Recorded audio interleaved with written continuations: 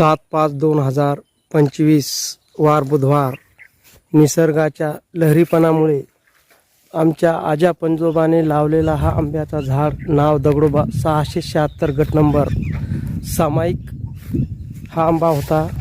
या आंब्यानिमित्तानं भावकीतील ज्यांनी शेत घेतलेलं आहे ते भावकी आंब्याचा वाटा न्यायला यायचे। हा आंबा पडल्यामुळे फार दुःख झालं। आमच्या आजा पंजोबाने हा लावलेला आंब्याचा झाड होतं।